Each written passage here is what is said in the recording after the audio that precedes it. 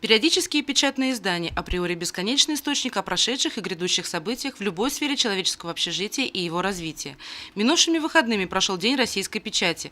В Сибае периодика представлена в различном по целевой аудитории спектре. Среди газет, призванных для поддержки вторичного рынка, а также маркетинга предприятий Сибая, нашли свое место такие издания, как «Заурал-Инфо», «Кому что» и «Городская газета». Для коренного населения периодическое издание «Атайсал», а всем известная ровесница горняцкого города газета «Сибайский рабочий» выходит на русском языке, причем имея очень разносторонний и интересный контент. С недавних пор редакции газет «Атайсал» и «Сибайский рабочий» вкупе с городской типографией объединены в Сибайский информационный центр при Издательском доме Республика Башкортостан. В этом ключе продуктивность работы журналистов города, как говорится, налицо. Газеты все так же любимы, а главное – читаемы. 2017 год был вторым, когда мы участвовали в грантовых проектах. То есть федеральный грант выделяется на печатные СМИ, которые продвигают ту или иную тему социально значимую, и часть расходов федеральный бюджет, то есть, покрывает нам за счет грантовых средств.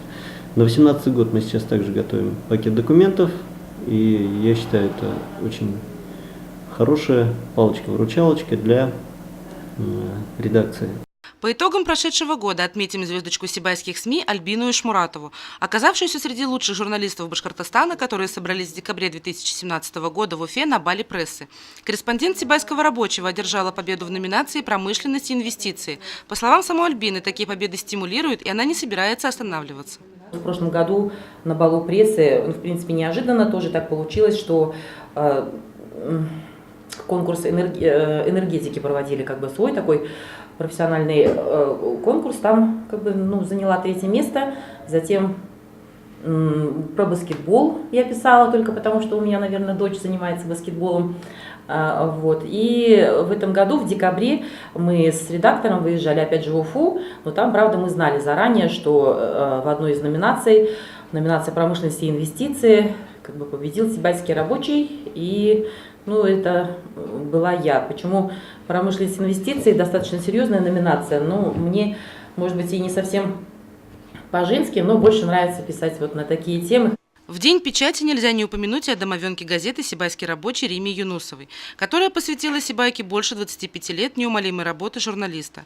Именно по ее инициативе из старых подшивок статьи о первых градостроителях, о шахтерах, горняках и других рабочих увидели свет дважды, но уже в амплуа электронных публикаций. Второе дыхание получили и старые фото, которые с любовью и благодарностью были одобрены родными, близкими и знакомыми героев фотокарточек, опять же на просторах интернета. На сегодняшний день страницы Римы Юнусовой в соцсетях очень популярны. В комментариях под фото города или портретов тружеников Сибая разворачиваются настоящие встречи друзей, давних коллег, а кто-то с трепетом не стесняется предаваться воспоминаниям во всеуслышание. Очень радует, когда совершенно маленькие какие-то заметочки, допустим, о родившихся близнецах, вдруг через 60 лет откликаются эти близнецы уже в возрасте и говорят: это про нас написали, а писала заметку акушерка роддома. Сегодня Сибайский рабочий шагает в ногу со временем. Статьи стали содержательнее, а оперативность корреспондентов на высшем уровне. Название городской газеты, преданной своему городу и читателю, не знает только ленивый. Так пусть ленивых станет меньше. Екатерина Марочкина, Радмир Сингулов, Гульгина Раскильдина, телекомпания СТВ.